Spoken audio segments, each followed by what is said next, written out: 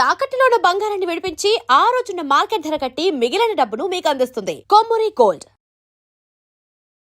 నమస్కారం గురువు గారు. లక్ష్మీనారసింహానుగ్రహ ప్రాప్తిరస్తు. ముఖ్యంగా తెలంగాణలో మరోసారి బీఆర్ఎస్ అధికారంలోకి రాబోతుందా?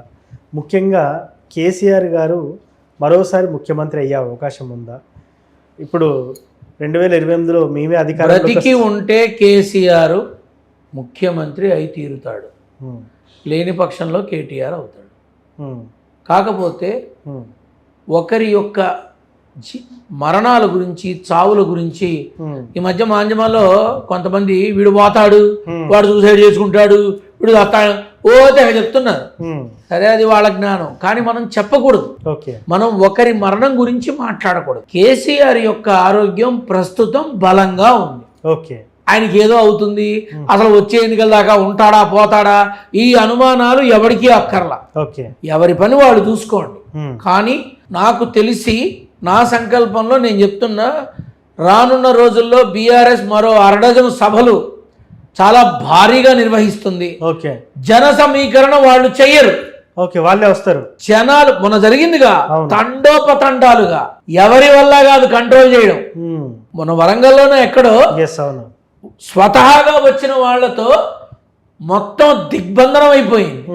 అలా జరగబోయే విధానంలో చూస్తే రానున్న రోజుల్లో తెలంగాణలో కీలకమైన స్థానాల్లో అత్యంత అద్భుతమైనటువంటి వేదికల మీద మళ్ళీ తిరిగి పురుడు పోసుకుంటుంది, ఖచ్చితంగా ప్రభావం చూపిస్తుంది. కేసీఆర్ బతికున్నంత వరకు బీఆర్ఎస్ పార్టీ ప్రభుత్వ ఏర్పాటు చేస్తే కేసీఆరే ముఖ్యమంత్రి, ఇంకొకడు రాడు. కన్ఫామ్.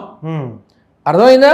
కాబట్టి ఇందులో ఏ అనుమానం లేదు. కాకపోతే ఆయనకి ఇప్పుడు అసలు తెలంగాణ రాష్ట్రం ఆ యుద్ధం అప్పుడే పోతాడన్నారు చాలా మంది. పోయాడా? నేను చాలా క్లియర్గా చెప్పా. అలాగే ఇప్పుడు చెప్తున్నా, ప్రస్తుతం కేసీఆర్ ఆరోగ్యం చక్కగా ఉంది, ప్రశాంతంగా ఉంది. ఫామ్ హౌస్ అంటారు, వీళ్ళదుంపదగా ఫామ్ హౌస్ లో కూర్చొనే 10 ఏళ్లు పాలిచ్చాడు, ఫామ్ హౌస్ లో కూర్చొనే ప్రభుత్వాన్ని నడిపించాడు, ఫామ్ హౌస్ లో కూర్చొనే అన్నిటికీ మొత్తం శ్రీకారం చుట్టాడు. ఎక్కడ కూర్చుంటాయి, పనులు అవుతున్నాయి కదా అని తెలంగాణలో చాలా మంది అనుకున్నారు. ఇప్పుడేమనుకుంటున్నారు, ఇచ్చిన హామీలన్నీ నెరవేరట్లేదు, అనవసరంగా మనం వీళ్ళని ఎన్నుకున్నామని ఏడుస్తున్నారు. సో ఇక్కడ ఎవరైనా సరే ప్రభుత్వంలోకి వస్తే ప్రజలకి ఇచ్చిన మాట నిలబెట్టుకుంటే బాగుంటుంది. వీళ్ళు ఇవ్వాల్సింది ఫ్రీ బస్సు, పెళ్ళప్పుడు బంగారం, ఇంకొకటి కాదు. పేదలకి చదువు, పేదవాళ్ళకి ఆరోగ్యం, పేదవాళ్ళకి అంత నీడ, ఇది ఇవ్వగలిగితే చాలు. ఎందుకు అక్కర్లేని హామీలు ఎందుకు చేయడం? కాకపోతే బీఆర్ఎస్ అయిపోయింది, పడిపోయింది అని అనుకుంటే పొరపాటే.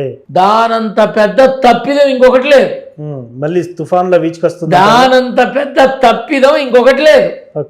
ఇది గుర్తుపెట్టుకోండి. అయితే రేవంత్ రెడ్డి గారు అన్నారు, ఇంకో 10 సంవత్సరాలు నేనే కూర్చుంటాను. తప్పే ఉంది అనుకోండి. ఇప్పుడు నేను అనుకుంటా, తప్పే ఉంది, అవలేదు, ఎవడు పట్టించుకుంటాను నన్ను? కాకపోతే రేపు రేవంత్ రెడ్డి అప్పుడు డయాస్ మీద కుర్చీలో కూర్చుని 10 ఏళ్ళు ఉన్నావు, పట్టుమని 10 సీట్లు కూడా రాలేదు నీకు అని ఎవరన్నా ఎద్దేవా చేస్తే ఇక ట్రోల్ చేస్తారు యూట్యూబ్లో.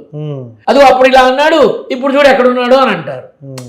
ఇది మనం మాట్లాడేటప్పుడు పబ్లిక్గా ప్రజల్లో మనల్ని ప్రజలు ఎన్నుకోవాలి, మనల్ని ప్రజలు నిర్ణయించాలి, మనల్ని ప్రజలు కూర్చోబెట్టాలి, మనం చెప్పకూడదు. అది అహంకారానికి హేతు. కొన్ని అటువంటి పొరపాట్లు జరిగినాయి. అంటే ఇప్పుడు కాంగ్రెస్లోనే మేమేమైనా గొడిపోయామా, మాకు చేత కాదా, మేము చేయలేమా అని ఉత్తమ్ కుమార్ అనుకుంటే, దామోదర్ రాజనరసింహ అనుకుంటే, బట్టి విక్రమార్క అనుకుంటే, కోమటిరెడ్డి అనుకుంటే, రేపటి రోజున నీ పార్టీలో చీలికొస్తే ఏం చేస్తారు?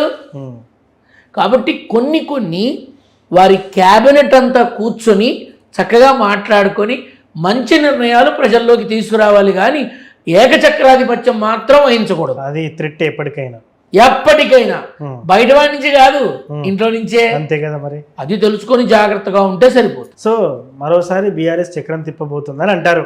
ఎందుకు తిప్పదయ్యా? కేటీఆర్ మొహాన సీఎం అయ్యే యోగం ఉంది, వాడి మొహాన యోగం ఉంది. ఎప్పుడైనా సరే ఖచ్చితంగా చేసి తీరుతాడు, అందులో అనుమానం లేదు. మరి వాళ్ళ బావగారు హరీష్ రావు గారికి వెనకాలే ఉంటాడు. అంటే అప్పుడు డిప్యూటీ సీఎం ఇస్తాడేమో హరీష్ రావుకి. హరీష్ రావు ప్రజల నాయకుడు, ఓకే.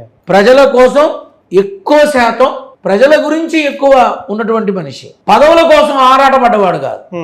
కాబట్టి హరీష్ రావుకి ఆ గౌరవం, ఆ పదవి, ఆ విధానం ప్రజల నుంచే ఉంది, ఓకే, పార్టీల నుంచి కాదు. ఓకే. ఈ విషయాన్ని గమనించాలంతా. Yes. కాబట్టి ఈజ్ ఆల్వేస్ దే. Yes. ఇప్పుడు కవితమ్మ కానీ, కేటీఆర్ కానీ, హరీష్ రావు కానీ, కేసీఆర్ కానీ, వీళ్ళ మధ్య వచ్చింది టీ కప్పులో తుఫాను. మళ్ళీ కలుస్తారంటారు. ఓ అమ్మ, అందరూ ఒకటైతారు. అంతేరా, జనాలకి ఇచ్చారు. ఇప్పుడు రేపు కవితమ్మ 10 సీట్లు నుంచోబెట్టి ఓ 4 గెలిపించుకుంది అనుకో, అప్పుడు అయ్యా నేను వచ్చేస్తా నీ దగ్గరికి అంటే బయట నుంచి సపోర్ట్ ఇయ్యమ్మా, అయిపోయా. అంతే. నాన్న, ఎప్పుడైనా సరే రాజకీయంలో శాశ్వత మిత్రులు ఉండరు, శాశ్వత శత్రువులు ఉండరు. Yes. రాజకీయం కోసం, పదవి కాంక్ష కోసం, రాజ్యకాంక్ష కోసం ధృతరాష్ట్రుడి కౌగిలే. ఎస్, ఇది గుర్తుపెట్టుకోవాలంతా. ఎస్. థ్యాంక్ యూ గురువు గారు. ఓకే నాన్న, శుభమస్తు.